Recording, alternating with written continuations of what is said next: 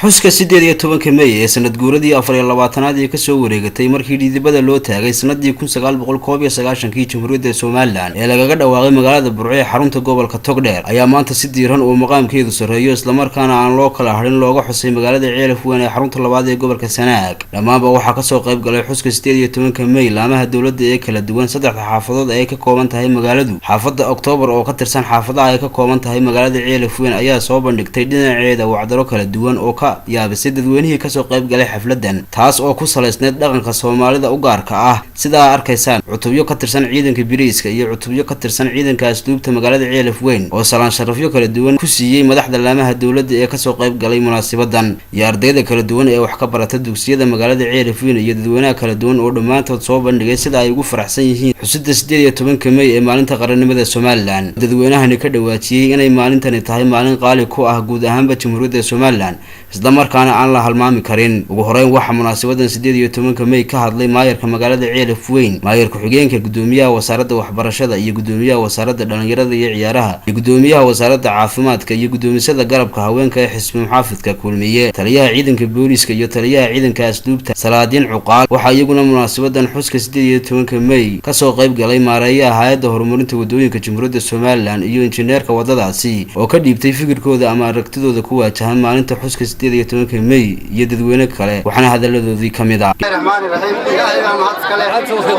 shacabka degmada Ceelafweyn oo ilaa iyo 6 subaxnimo ilaa iyo saacadan joogno ku heelan xuska sanadguurada 24aad ee qaranimada Soomaaliland. aad baan mahadsantihiin shacabku, aad baan ku mahadcelinaynaa sida ballaaran ee hadallayda ee u soo baxdeen ee u xusteen ee dareenkiina u muujiseen. aad baan uga mahadcelinaynaa, aad baan u mahadsantihiin. waxaan kaloo halkan ka salaamayaa madaxweynaha Jamhuuriyadda Soomaaliland Axmed Maxamed, madaxweyne ku-xigeenka saddexda gole qaran iyo dhammaan shacabka degmada Ceelafweyn meel joogaba. aad baan idinka laga salaamayaa shacabka Soomaaliland meel ay joogaanba waxaan leeyahay hambaliyo.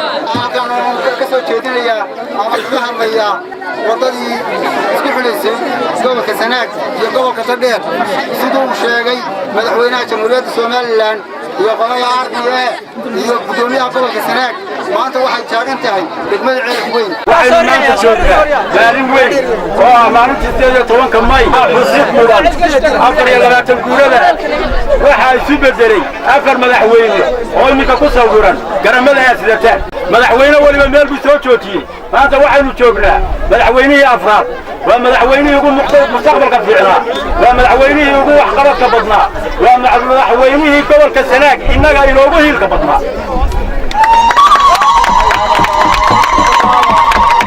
waxaan leenahay haddaynu nahay gobolka Sanaag ama degmada Ceelafweyn waxaan leenahay innagu waxaynu haysanaa jaaniskii ugu weynaa, waxaynu haysanaa madaxweynihii inoogu hiilka badnaa ee inoo qabtay wadada aynu ognahay ee maanta joogta Ceelafweyn inta ceergaaba laga soo bilaabay. maanta waxa weeyaan maalinta qaranka Jamhuuriyadda Soomaaliland ee 18 May.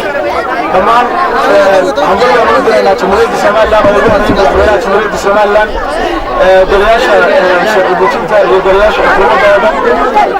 reer Ceelafweyn waxa weeyaan aad baan ugu hambalyeynaa sidaynu ugu faraxsanahay inuu isugu soo baxnay xuska 18 May. waa maalin ku fadhida dhiig. maanta maalin ciyaara ku helay maaha, waa maalin nagu soo gashay dhiig. calankeedu maanta wuxuu taagan yahay dhiig. walaalayaal gabagabadii waxaa xafladan 18 May lagu guddoonsiiyay abaalmarino kala duwan kooxaha heerka labaad ee ku guuleystay ciyaaraha koobka xuska maalinta 18 May ee qarannimada Soomaaliland loogu talagalay oo ay ku guuleysatay kaalinta koowaad kooxda Hanaqaad, kaalinta labaadna ay ku guuleysatay kooxda Hilaac. geesta kale waxaa maalintan 18 May ee qarannimada Soomaaliland laga xusay degmooyinka Dararweyne iyo Hulul oo ka tirsan deegaanka degmada Ceelafweyn. Axmed Mursal, Askar TV-ga caalamiga Somali News, magaalada Ceelafweyn ee xarunta labaad ee gobolka Sanaag.